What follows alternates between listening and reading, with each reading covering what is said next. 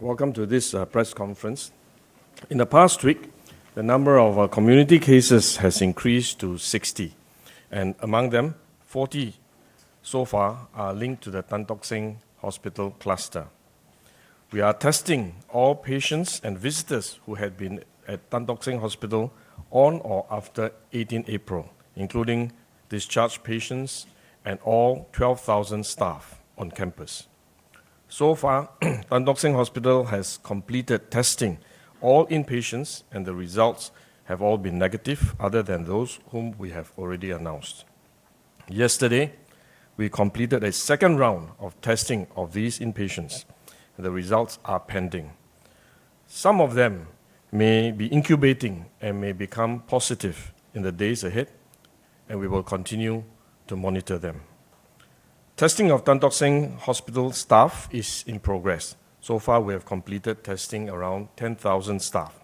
We will give an update as and when the results are out. Our aim is to leave no stone unturned and try our best to find infected cases as early as possible. We are carrying out surveillance testing for individuals who have been to public places that the cases have visited during the infectious period. This can help us detect cases quickly so that we can ring-fence them and prevent further transmission in the community. I understand many turned up at our regional screening centers yesterday and had to wait their turn to be tested. I thank Singaporeans for their understanding, and we will continue to improve our process. Over the past week, Tan Tock Seng Hospital has progressively implemented measures to reduce the risk of further transmission and free up more manpower to take care of our patients, including ceasing admission of new inpatient cases until further notice. For patients seeking specialist outpatient clinic services, Tan Tock Seng Hospital will defer the appointments of stable cases and initiate teleconsultation and medication delivery where appropriate. Other institutions in the healthcare family are stepping up to ensure continuity of care for Tan Tock Seng's patients. I thank them for their support and for rallying together to help one another. The Ministry of Health has worked with public and private hospitals to activate various capacity management and load balancing measures so that patients requiring care will continue to be attended to. For example, from 3rd May, some hospitals have started deploying doctors, nurses, and allied health professionals to assist Tan Tock Seng in attending to their existing patients. Even as we are aggressively tracing and testing for this cluster, we are also preparing the healthcare system for any potential rise in community cases and emergence of new clusters. We hope it will not happen, but we must be prepared for it. For example, the Ministry of Health has asked all our hospitals to defer non-urgent surgeries and admissions, as well as non-urgent SOC appointments until further notice. Where applicable, teleconsultation and alternative care arrangements will be put in place until the situation stabilizes.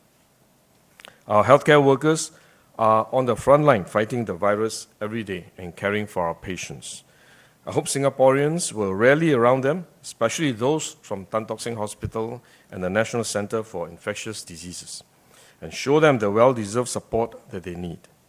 A kind word of encouragement or thoughtful deed goes a long way to boost their morale during these difficult times. The cluster at Tan Tock Seng is a reminder that the situation can change and escalate quickly.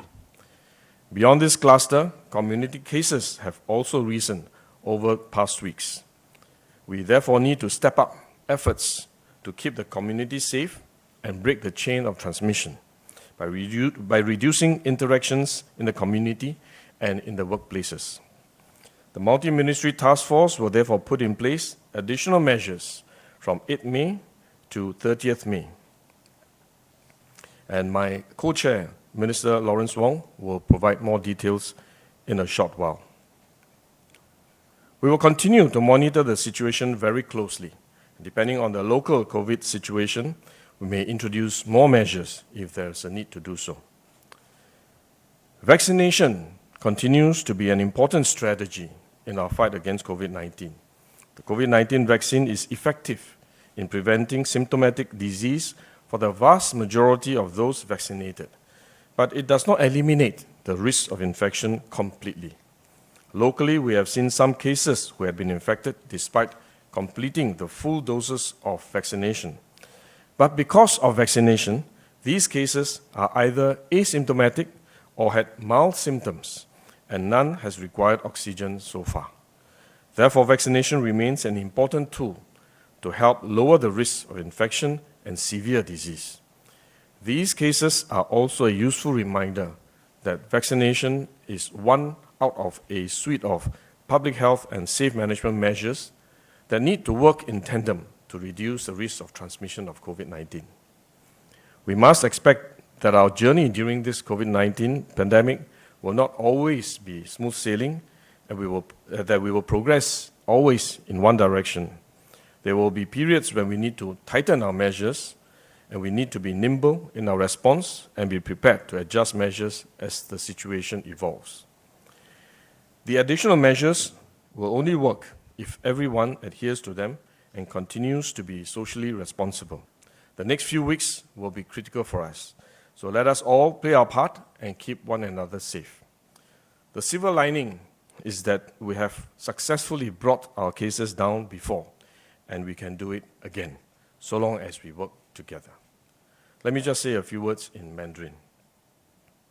大家下午好。近日社区病例增加了许多，所以我们必须加强防范措施，才能够保障社区的安全，阻断病毒的传染。跨部门工作小组因此从5月8号到5月30号将实行额外的措施，调整群聚人数的顶线，也提高了在家办公的比例。黄训才部长待会儿会进一步的向大家说明。我们一方面加强防范措施，另一方面也必须继续鼓励国人接种疫苗，因为接种疫苗是我们对抗疫情的一个重要的策略。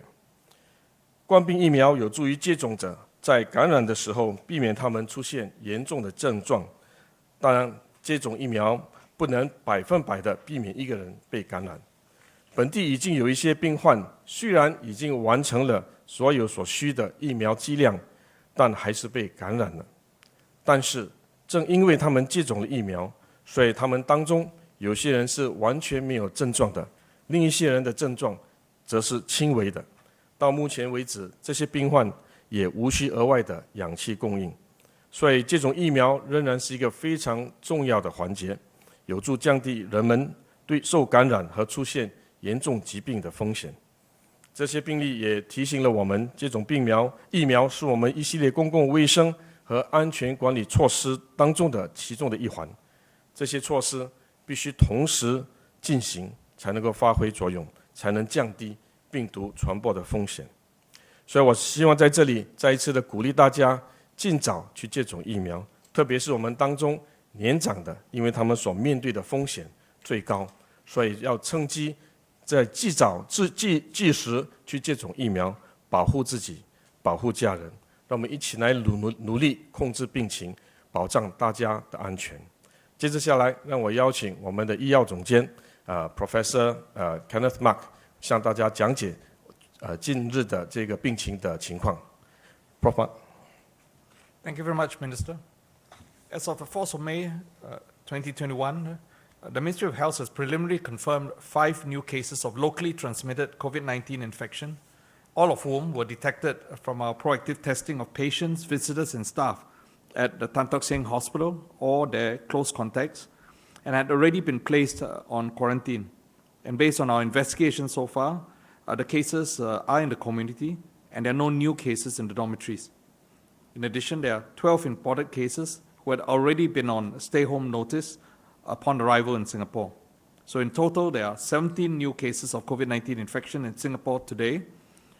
We're still working through much of the details of these cases, and further updates will be shared via the press release that we will issue later tonight. We have been performing phylogenetic testing of all COVID-19 infections, which we had obtained in Singapore, which had sufficient viral samples. As of the 3rd of May 2021, we had detected 29 local cases with either variants of interest or variants of concern are identified. This includes 8 local cases with the B1351 variant, sometimes known as the South African variant, 7 local cases with the B1617-2 variant, and this is also known as one of the Indian variants, 3 local cases with the P1 or Brazilian variant, 3 local cases with the B1617-1, another Indian variant, and 1 local case with the B1525, and that's a UK variant. There were also 7 other cases with the B117 or UK variant. And in addition, there were 4 reinfection cases with the B1351 or South African variant. Of note, 7 cases in 3 of our local clusters have the B1617-2 or Indian variant. And these viruses isolated in each of the clusters have been found to be phylogenetically distinct. Now, this means that there are other variations that have been detected in the makeup of these viruses in each of these clusters, which are different from each other, suggesting that the clusters are not linked. 5 of these cases are part of the cluster at Tan Tock Seng Hospital. 1 case in another cluster was the ICA officer deployed at Changi Airport Terminal 1, and a case in the 3rd cluster is a cleaner deployed at the CCF at Tuas South. And further details, again, will be provided in the press release this evening. We have not completed the phylogenetic testing of all cases that we have, and we're likely to see more viral variants identified over time. All necessary public health action has been taken promptly to isolate and ring-fence all these cases. And given the possible increased transmissibility of new viral variants, it is necessary for us to take tighter measures to mitigate further risk of spread in both our healthcare institutions and in the rest of Singapore. The presence of these viral variants of concern amongst our local cases affirms our strategy to vaccinate all healthcare workers and prioritize vaccination for older Singaporeans. Had we not done so, the Tan Tock Seng cluster would have been significantly larger at this time, and the likelihood of that cluster getting out of control that much greater. This is therefore a reminder to all of us that we should get ourselves vaccinated and protected when our time comes, and we cannot afford to be complacent. I looked at the 40 cases that we had reported in the Tan Tock Seng cluster. 8 cases who had been vaccinated were either asymptomatic or exhibited very mild symptoms, and none required oxygen therapy. Of those not protected by vaccination, 7 of the 20 had need of oxygen therapy, and we are aware that 1 patient unfortunately has passed on. Based on the early phylogenetic information that's available to us, the cluster is due to a viral variant, but the vaccine appears to have done relatively well against it. In those tested and had received the full vaccination, in our testing, they had demonstrated evidence of antibodies to the spike protein, which demonstrates a good response to vaccination. But as Minister has shared, vaccination does not prevent you from getting infected 100%, but it will safeguard you from getting a severe infection, and it provides some protection in limiting further transmission. We're still not out of the woods as far as the Tan Tock Seng cluster is concerned, and we remain vigilant in looking out for more cases amongst patients who remain in the hospital, among the staff at the hospital, and in those who are presently under quarantine. The measures that will be announced in a short while will help reduce further our transmission of infection in the community and help us to return to the situation we enjoyed for several months at the end of 2020 and the beginning of 2021. And we can all do our part by being disciplined in our mask wearing and adherence to safe distancing measures. Thank you. Good evening. As you know, we have been continuing to monitor the international situation carefully, and globally the virus situation continues to worsen, especially with new variants that are more infectious. The new cases are rising in many countries, especially in the South Indian continent, but now they are spreading also to Southeast Asia. So far, we have kept our borders tight with a stay-home notice or SHN regime of 14 days for travelers coming to Singapore. When we saw new variants from specific countries, for example, the United Kingdom, South Africa, and India, we lengthened the stay-home notice or SHN for these countries to 21 days. It's not because the new variants have longer incubation periods. In fact, there is no evidence that the new variants have long incubation periods. But the purpose of lengthening the SHN at that time was to minimize the risk of having more variant cases leaking into our community. Since then, the global situation has worsened, and we are seeing new variants, not just from these specific countries, because the variants are likely to have spread all over the world. So we have to tighten our border measures further, and we will make 2 additional moves which will take effect from 7th of May 2359.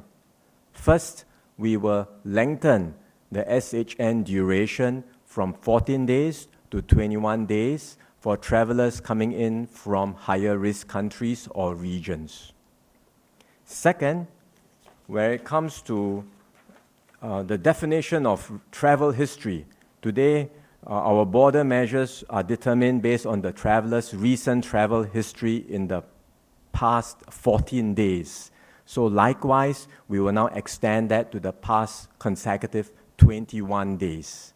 So 21 days in terms of your travel history, and then when you come into Singapore from a higher risk country or region, the SHN will likewise be extended to 21 days. We are adopting this more stringent border measure up till the end of May. At that time, we will do a further review depending on the global situation and our local situation, and we will continue to update and fine-tune our border measures. So that's the first set of changes we are making around our border control measures. Within our community, we have also taken several steps to tighten last week to ring-fence the cases and to control the spread. And as you have seen reported in the last few days, we've picked up many cases that are linked to the Tan Tock Seng Hospital cluster. Both the Tan Tock Seng Hospital cluster and the ICA cluster, incidentally, are also variants associated with the Indian mutant, as you have heard just now from DMS. The new variant strains have higher attack rates, they are more infectious, they are causing larger clusters than before. We have tried our best to ring-fence the cases through contact tracing, but we must assume that there are still hidden cases out there in the community. And we must also recognize that we are dealing with a new variant or variants that are more infectious and are likely to cause larger clusters.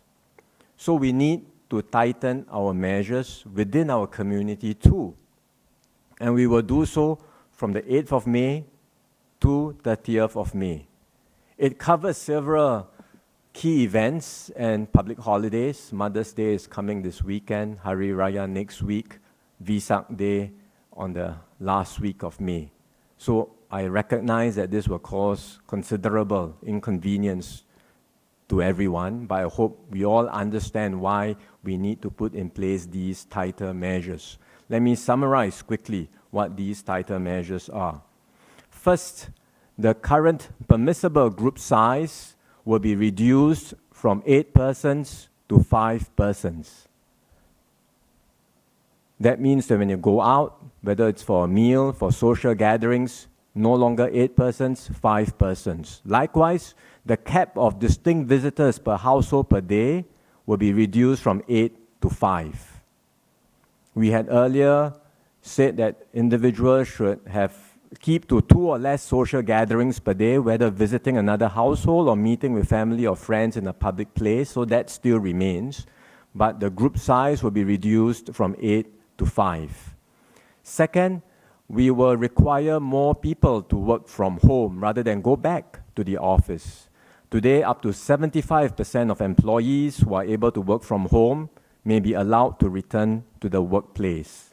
We will tighten that from 75% to 50%.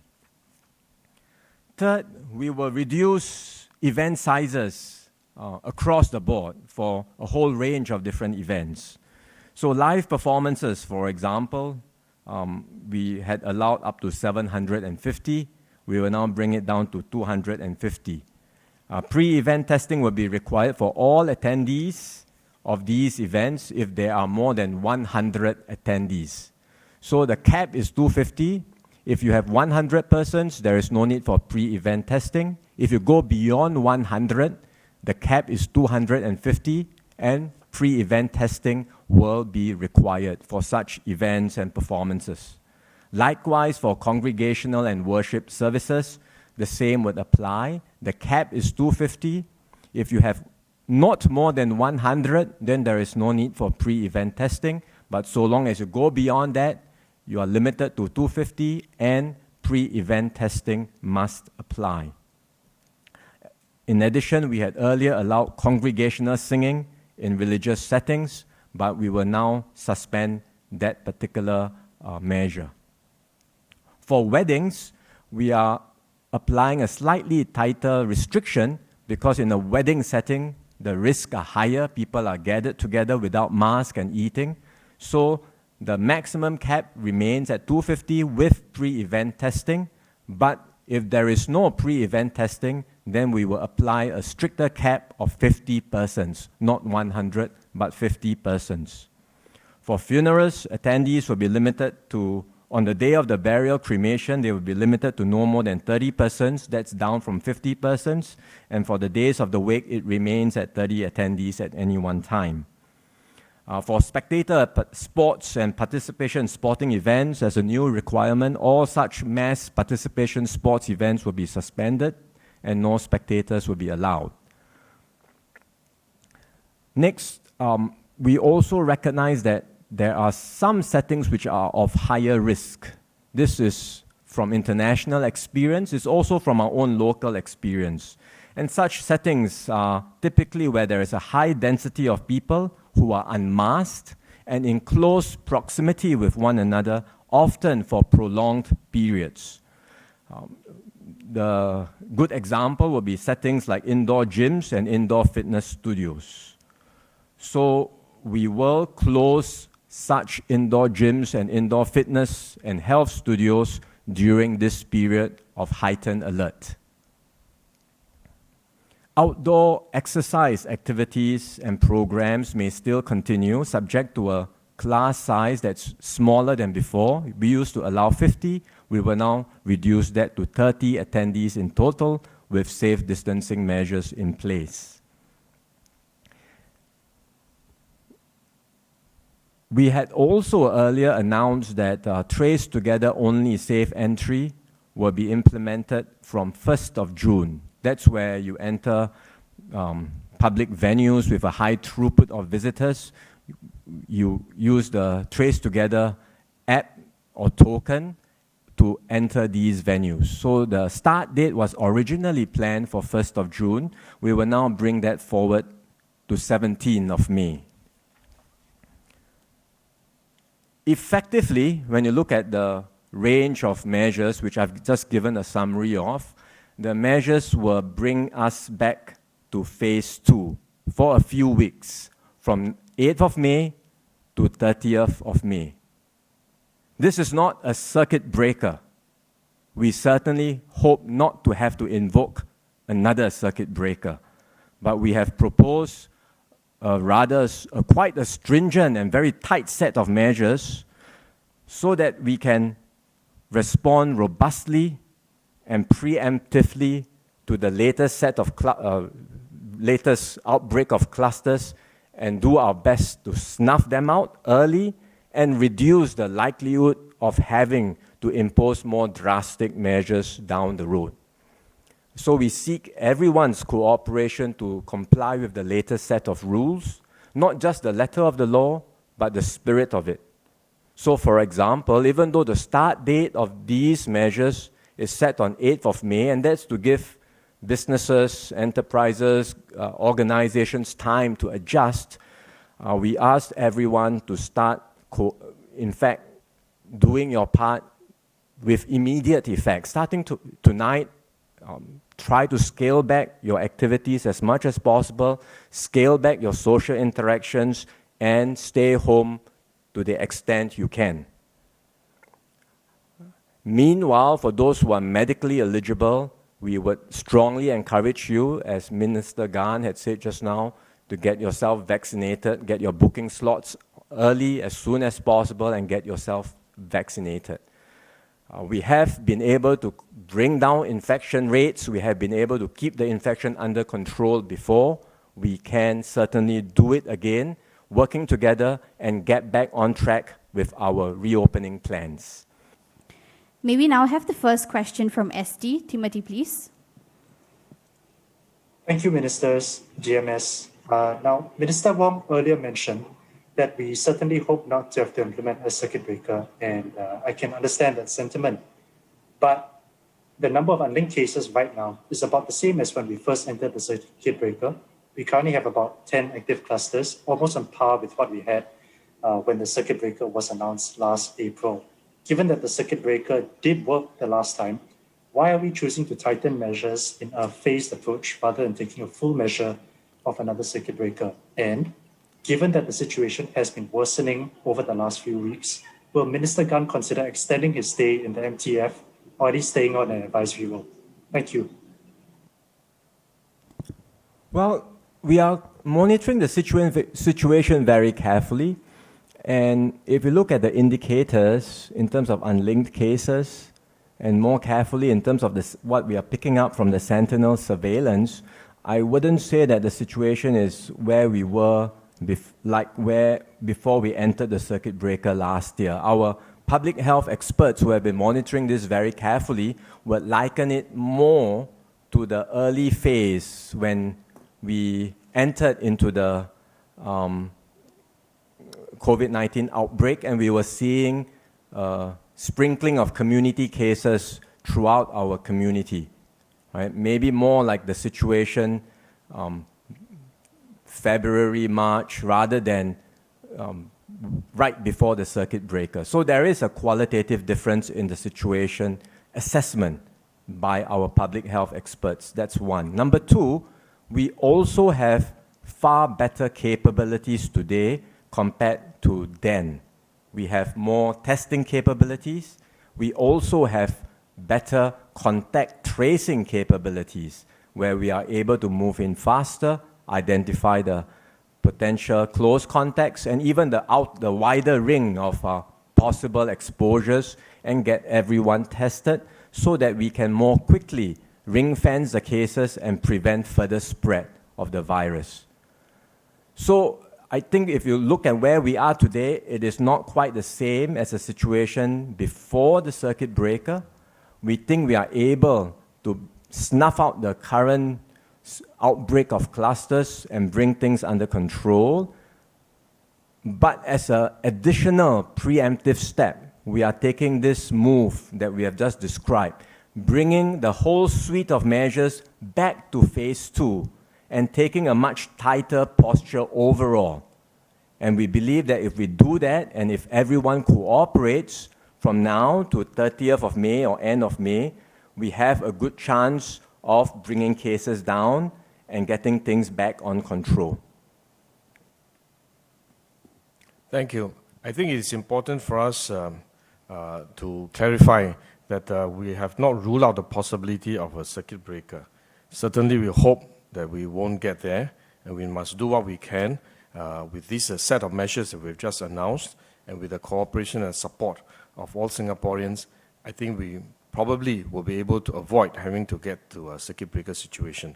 But we cannot rule that out, and that is why we will have to remain vigilant and monitor the situation and adjust our measures as we go along.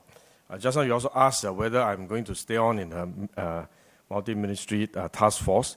I have to say that we have scheduled for me to change, to move on to a Ministry of Trade and Industry. But I have been discussing with my co-chair, Minister Lawrence Wong, as well as the incoming Minister for Health, Mr. Wong, and we discussed how we can ensure continuity, and we have agreed that we will continue to work together as a team. The three of us will continue to be involved in the MTF, and we will continue to share and support one another as we go ahead. So I think not to worry, even if I have been moved to Ministry of Trade and Industry, I will continue to work with the other two co-chair in order to make sure that there's continuity in the work of the multi-ministry task force. Thank you, Ministers. Can we have the next question from Chow Pao? Tzu Peng, please. Hi, good evening, Ministers and DMS. This is Zhi Peng from Zhao Bao. Firstly, could the Ministers assess how serious is our current situation? And also for the situation in Tan Tock Seng Hospital, may we know why is the transmission so widespread? Is it because patients and visitors were not wearing masks in the wards, as it has been reported in several media interviews? And my last question, since these tighter measures would last till 30th May, would this affect our travel bubble arrangement with Hong Kong on 26 May? Thank you.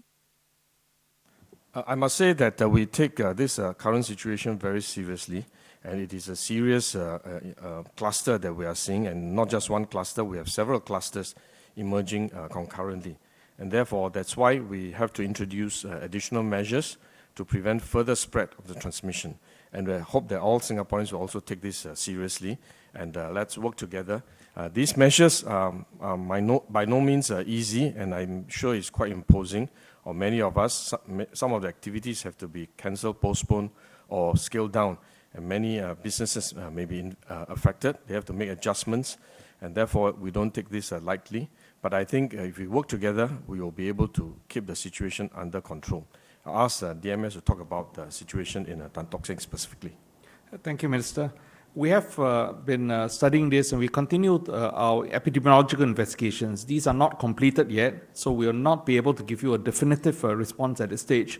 But we are looking at various possibilities. Of course, you have mentioned one. Is it because of not wearing masks, or a lack of discipline in maintaining discipline in infection control? Well, that is one possibility that we always look at. But we did note that there was a clustering of cases really around one single ward, that's 1D, 9 Delta or 9D. And we are exploring the possibility that there are other local influences, particularly related to the ward, that may have also influenced to a super spreading event occurring, leading to these cases. So we are studying the possibility that there may be issues with the airflow and ventilation in the ward, among various other hypotheses that we're entertaining.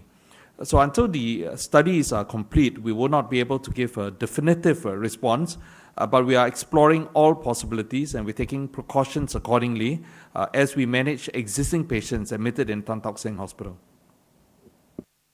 On the question of the air travel bubble, I think we mentioned the last time around that there's a set of indicators that we use to decide whether or not the bubble will proceed or whether or not it will be suspended. That's at the sort of very measurable set of indicators based on unlinked cases. But beyond that, both sides, Singapore and Hong Kong, continue to remain in touch. We will monitor the situation, and we will review and assess whether or not there will be any changes, and give updates in due course. Thank you, Ministers, DMS, members of media. Just a gentle reminder to ask only one question so as to allow more to participate. Can we get the next question from CNE? Deborah, please. Hi, good evening, Ministers and DMS. Thanks for taking my question. So my question is for Mr. Wong. Now, you've made it very clear that this isn't a circuit breaker, but what are the indicators that the government would be looking at closely, and what levels must they cross for us to return to circuit breaker days? For instance, are we expecting any tightened measures for schools? Thank you.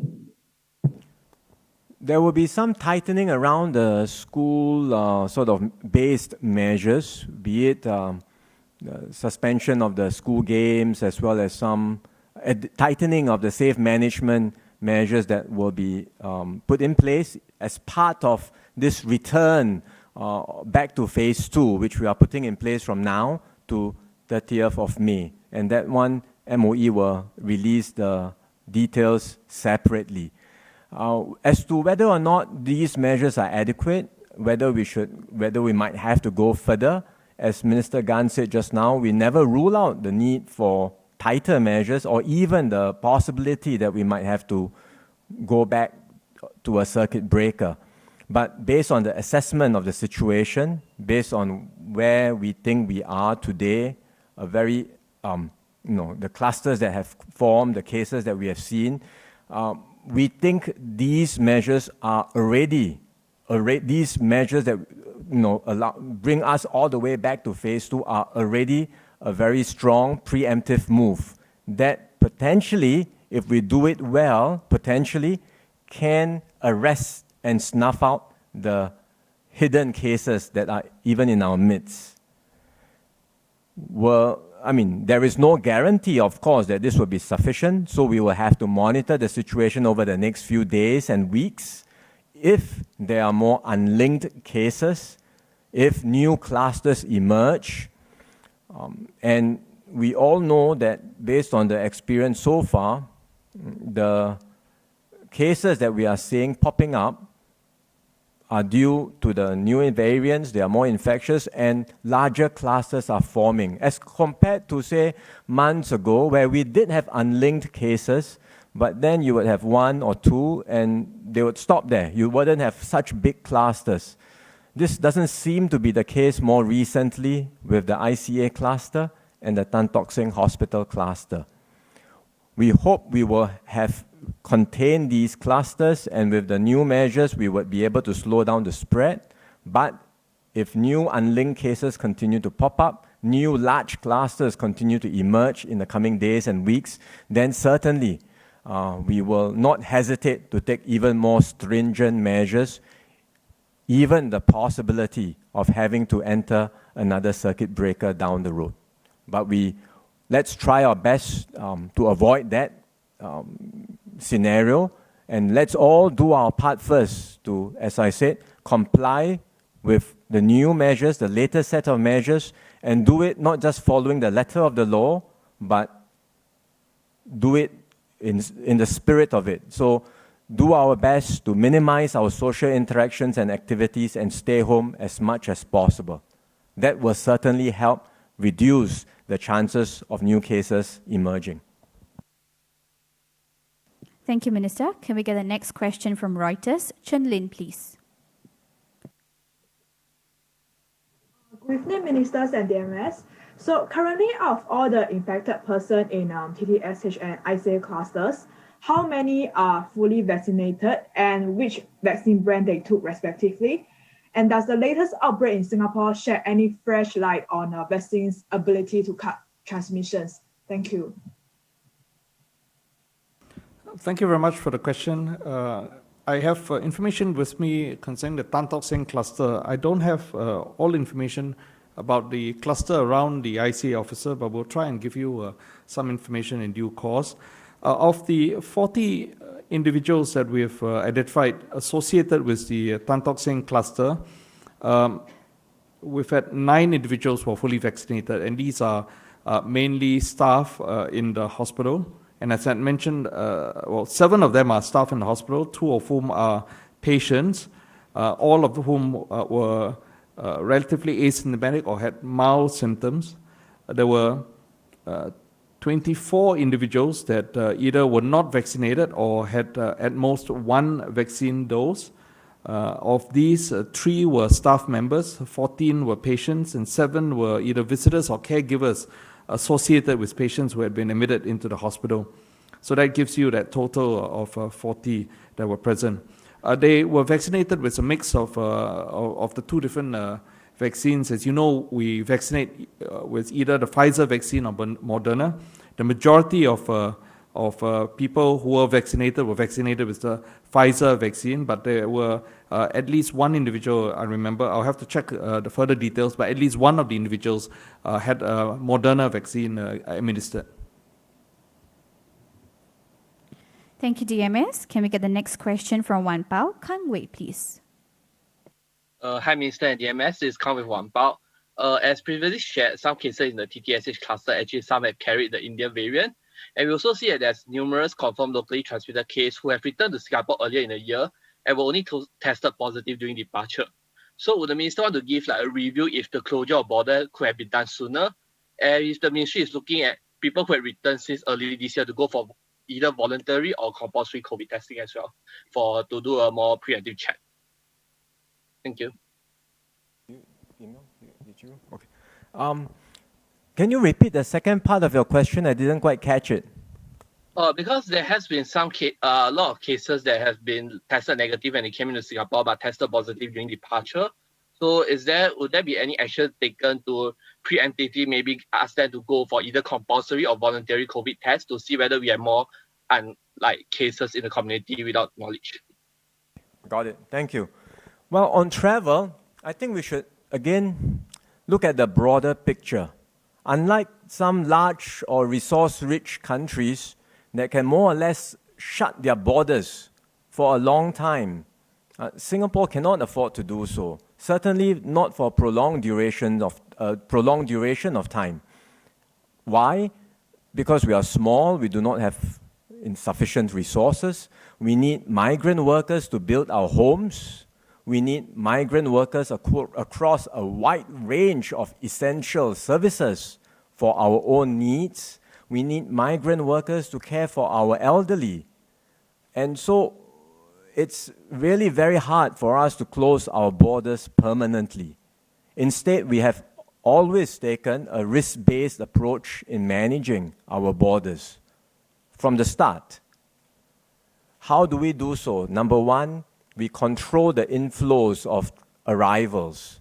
So if you look at the situation today, say from January to now, the overall number of inflows have been about stable, sometimes a bit more, sometimes a bit less, but overall, it's been about stable. In fact, it's been coming down. This was even before we started restricting arrivals from India.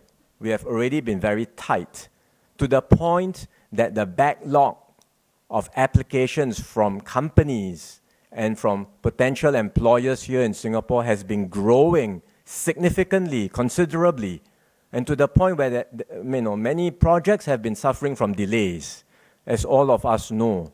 And more recently, when we restricted the flow of workers from India and from the entire South Indian continent, including Bangladesh, it means considerable delays will be added to all our projects. Some of our housing projects, BTO projects, may now well be delayed up to a year or more. So it does come at considerable cost to Singaporeans.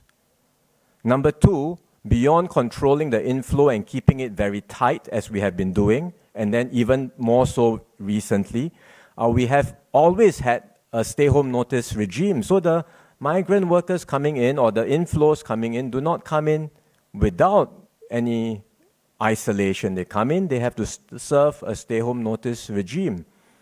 And we have been progressively tightening the regime over the last few months, not only recently, but even in the past. For the workers coming in the construction, marine, and process sectors, we already put in place a 21-day SHN. Before today's announcement of extending the SHN across the board to 21 days, the workers in the CMP sectors were already serving a 21-day isolation in the SHN facility and the onboarding centers. And we were testing them more regularly in order to pick up the infected cases. Thirdly, we prioritized the vaccination of officers who are working on our borders and checkpoints in order to minimize and reduce the risk of transmission.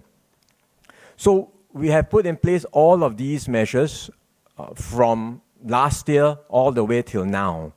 But despite these measures, we know that there are leaks into the community from time to time. We knew that this risk could happen.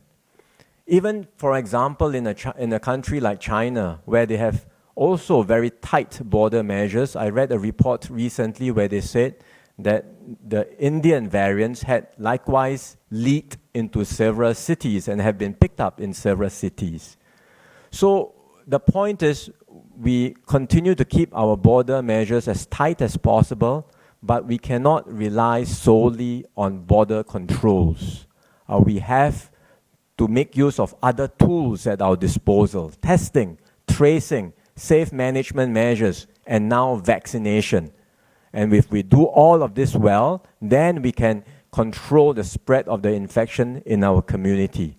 And the same work will then happen for, the question was asked about cases that came in earlier, much earlier. They completed their SHN, tested negative, but when they were going back to whatever countries they came from, when they did a pre-departure test, they tested positive. We don't quite know what these cases are, because there are two possibilities. Number one, they could have been infected within the community. It's quite possible that they picked it up within the community, because the virus still circulates in the community. They could have picked it up. Number two, it could be an older infection, and so they are intermittent shedders, right? And they were negative at the point of exit from SHN, but when they returned to their country, they tested positive because they are intermittent shedders, so less likely to be infectious. So there are a range of possibilities that could apply. We are examining all of these possibilities. We are continuing to make sure that our SHN facilities are tight, but at the same time, we have to make sure that within the community, we take all the necessary precautions and safeguards, which is why we are now making this additional move to tighten our community measures. To extend Minister's reply, we've also been looking at any potential situation where we might be missing cases that may come in, although we have a very robust SHN isolation and testing regime at this stage. So one example of a study that we've launched is looking at recovered travelers, recovered cases or travelers coming into Singapore. We've not discounted the possibility that some of these recovered travelers might in fact have reinfections and therefore bring that in and pose a threat to us. So a study is in progress right now looking at recovered travelers to see whether any of them in fact are in this category of reinfections. We've previously picked up some of such cases, but so far in those that previously had passed through us and have been categorized as recovered travelers, we've not picked up any other signs of a recent infection. So it appears as if so far, up to this time, that concern is there, but we've not actually seen other cases now coming out beyond those that we've already picked up. Thank you, Minister. DMS. Can we get the next question from Channel 8? Tzu Xuan, please. Hello, good evening, Ministers. Xuan here. With regards to the TTSH cluster, so MOH actually encourage individuals with possible exposure to get their swab test done, but it's not mandatory. However, some companies have made it mandatory, and that's why we see a lot of employees rush to get their swab test yesterday and cause a very long queue. So is MOH going to make this mandatory where so there's no misalignment of directive to all these possible exposure individuals? And also about the Shangri-La dialogue, which will take place in June. So it's only 4 days after our new measures validity. So is there any adjustment or any to that date? Thank you very much for your questions. I'll take that first question first. Indeed, we've invited anyone who might have visited the hospital to come in. These are people who are at lower risk. The only risk exposure is the fact they had visited the hospital. In fact, everyone that we identify as at a higher risk, for example, they've come in, they've gone into the wards, they visited the wards of concern, they are caregivers or visitors or specifically or patients in that ward, we've already placed them under quarantine. And indeed, as we pick up these additional cases, they're all people under quarantine. But we understand that many other people who are worried, anxious, even though their risk is low, and this is the reason why we also invited them to get themselves tested, if only to assure them that despite the fact they had visited Tan Tock Seng, they are okay. And there's no need to make this mandatory. but we would allow them to come forward to any of our regional swab testing centers or PHPC clinics which can do swab testing, and they can go to any of these centers and get themselves tested. Those whom we've already identified with that sort of increased risk simply because they had visited the hospitals at the relevant time periods would have received a message from us inviting them to come forward. And indeed, as they come forward, as they identify themselves, we would perform that test without any additional charge. And this is really to give them that peace of mind. With respect to companies making it compulsory to their employees to get themselves tested because of this same risk, we don't think it's necessary to make it mandatory from our point of view, but we understand that there are some companies that want to give further peace of mind to their employees and ask all of them to do so. We certainly wouldn't object to it, but it's not necessary at this stage for all companies to make this mandatory. With regard to the Shangri-La dialogue, or for that matter, any other events that are going to be planned in the coming months, I think they will just have to monitor the situation very carefully and stay up to date based on the latest advisories and guidelines. Because the situation is so fluid, it's moving, by the day, by the week. We really don't know what will happen in the next few weeks. It may worsen, we may have to do more, in which case, some of these events may have to reconsider the proposition of doing it physically, or it may well improve, and then, we may be able to exit after the 30th of May, and then get back to something closer eventually to phase 3. So because it's fluid, it's uncertain, we are keeping in touch with all of the organizers, providing the latest information, and then likewise the organizers in due course will have to consider the options available based on the latest situation, and they will, I'm sure, provide updates to all the attendees. Thank you, DMS. Minister, can we get the next question from today? Pei Ting, please. Yes. Hi, ministers. Maybe understand, earlier you mentioned that the investigations are still ongoing, but maybe understand whether there was any particular issue with existing SOPs at Tan Tock Seng Hospital that led to the clusters formation. Secondly, we also heard that there were some hotels that had some staycation guests that told their staycation guests to cancel their reservations in the coming month. Because they are saying that they are assisting the government in COVID-19 efforts, maybe find out more whether hotels are affected. Thank you. Thank you very much. In the initial investigation so far, we have not identified any specific breach in processes and protocols that Tan Tock Seng had put in place and required its staff to carry out. But of course, investigations are still ongoing, and until we complete those investigations, I will not be able to give you a definitive reply to that particular question. It's a bit difficult for us to comment about several guests cancelling their staycation stay in local hotels, and that could be for a variety of different reasons. Indeed, sometimes it could be that they have other work commitments that have now suddenly arisen.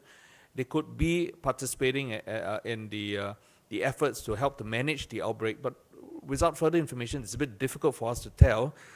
Certainly, we've not picked up any indicators to suggest that there's now a deluge of cancellations occurring in our hotels, and at this stage, no signals that we're getting that this is a problem. I think maybe the question was misunderstood. We are trying to understand whether there is a directive to hotels to get their guests to cancel their staycations. Understand. Well, what we are doing is really to build up sufficient SHN capacity, especially now that we are extending the SHN duration to 21 days. So STB is, all the agencies that are overseeing this SHN facilities are, I'm sure, engaging the hotels. This is ongoing. The key requirement, though, is not just about the hotels saying they are interested in doing SHN, but we are also making sure that all the stringent requirements, the precautions, the security measures, the control measures are in place before new hotels come forward to serve as SHN facilities. Because we also know that it's not just about longer is better. It's also about what happens in the hotel, and if the measures are not tight enough, you can easily have leaks in an SHN hotel. So we are working through the process of discussing, engaging the hotels, making sure that we have sufficient capacity, and ensuring also that the infection controls and the precautions and security measures in these hotels are in place. Just to perhaps to answer this, I apologize if I had misunderstood your question earlier. But Ministry of Health is working also with some of the hotel groups and with Tan Tock Seng Hospital to support them, because some of their staff have indicated that they would appreciate perhaps some support for accommodation at this time as they're working additional hours supporting the work to control the outbreak. And they want to have some peace of mind knowing that they can perhaps stay away from the rest of the family members on an abundance of caution, not that because they have an increased risk to them, but really to give their own family members some peace of mind. Also, there have been some reports we hear of healthcare workers being told that they're not welcome after their landlord found that they're working in Tan Tock Seng. And this is a concern for us because these workers are well, and they've committed a lot of time and energy to us looking after patients in Tan Tock Seng Hospital at this stage. So we endeavor also to support them, making sure that they have support and accommodation through this difficult time when they're being called up to do much more than what they would normally be expected to. This is something where we as Singaporeans can also pull together to show support for healthcare workers. This happened again last year when we all came together to extend our appreciation for people who have been working long hours without complaint in the hospitals looking after patients, both with and without COVID-19 infection. And we ask that you also show your support then to Tan Tock Seng Hospital and to their workers and also their welfare, which is very important at this stage. Thank you, Minister DMS. Can we get the next question from CNA Digital? Jalila, please.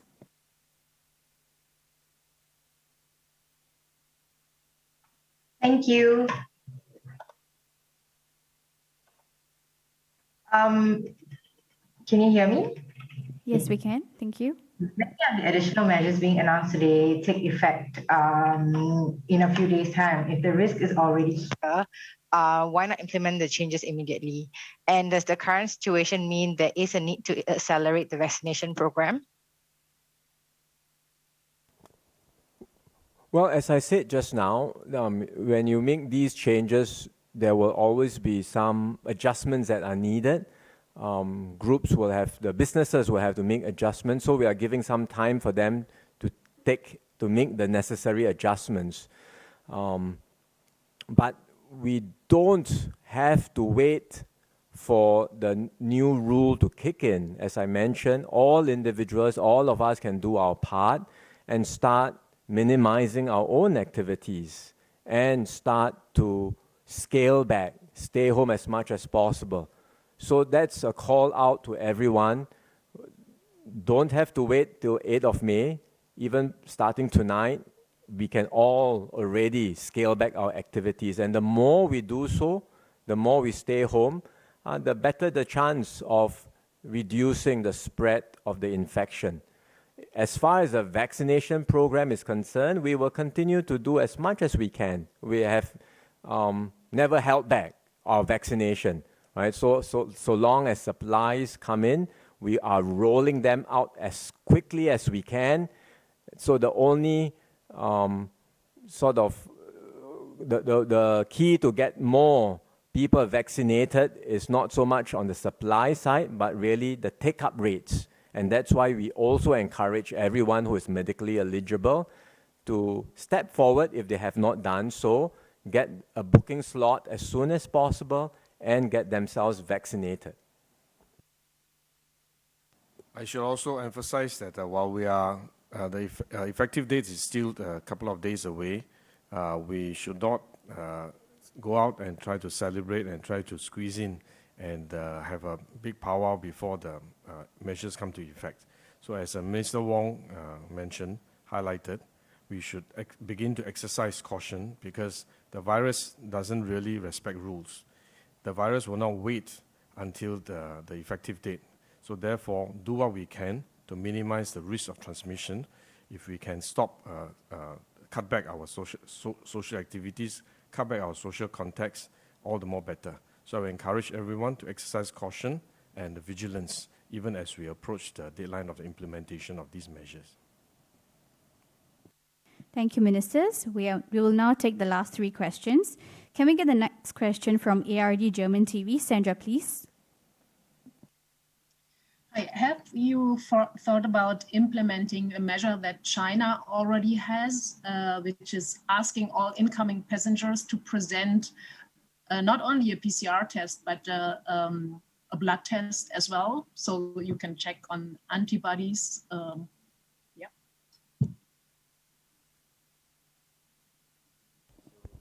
Actually, we have been doing that even earlier, not just today. We've been doing that earlier, particularly for the workers, the migrant workers coming in the CMP sectors, right? Construction, marine, and process. Because this will enable us to determine the level of antibodies, particularly for those who have been infected before. Then we know, get a better sense of their status. So we have already been doing that, and we will continue to do that for incoming travelers, so that we are not only relying on one test, which is the PCR, to test for the presence of the virus, but also to test their antibody level.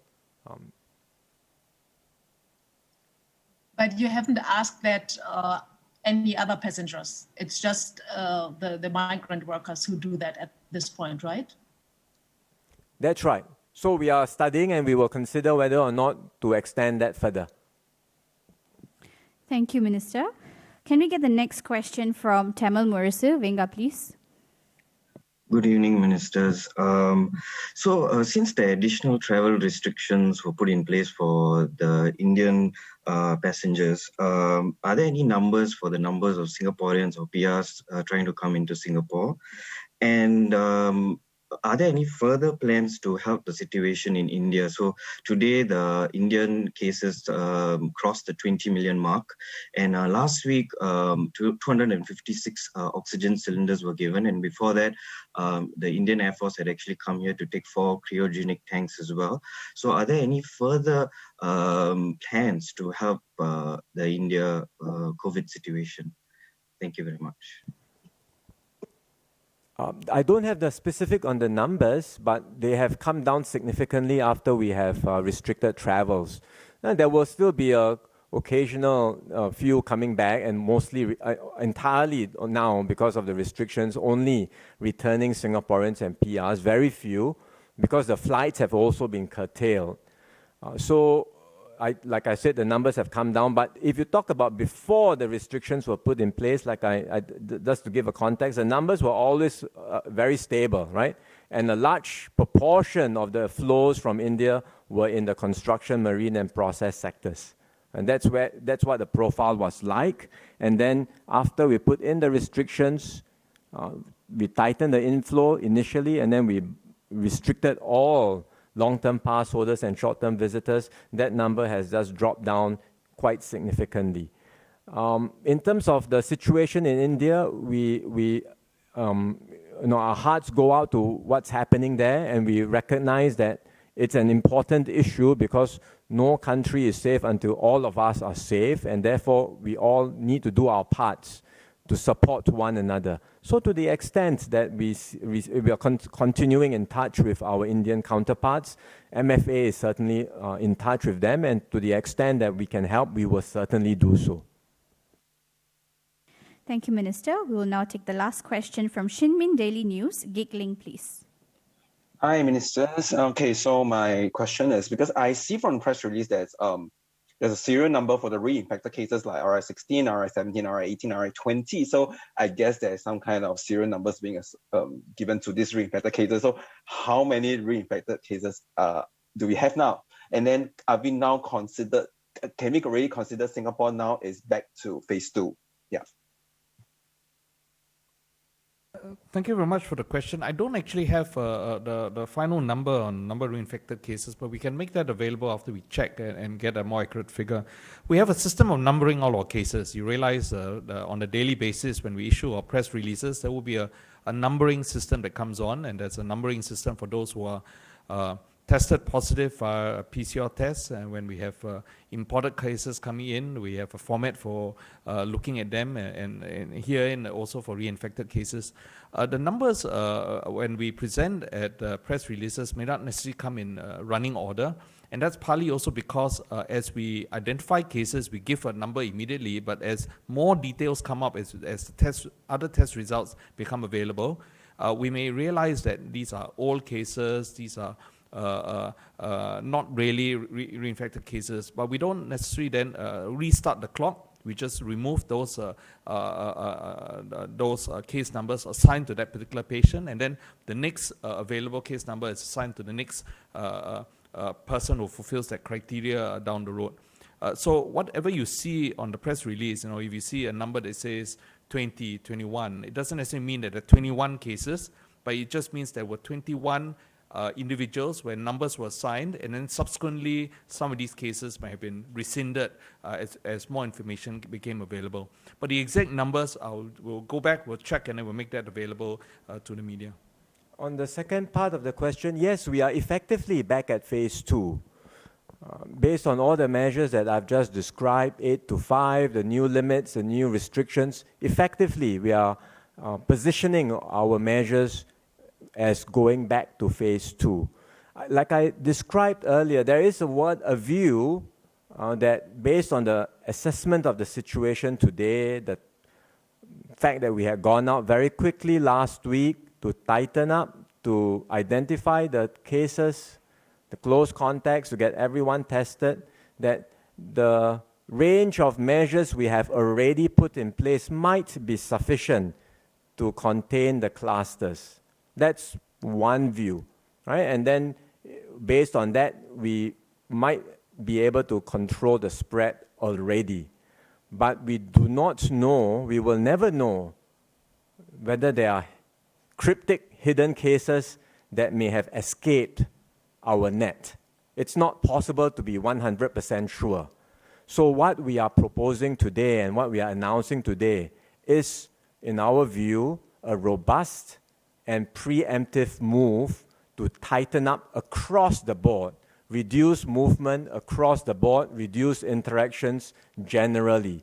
And we believe that if we all do this well, we will have a much better chance of reducing the spread of the virus, breaking the chains of transmission, and controlling more outbreaks of clusters in our community.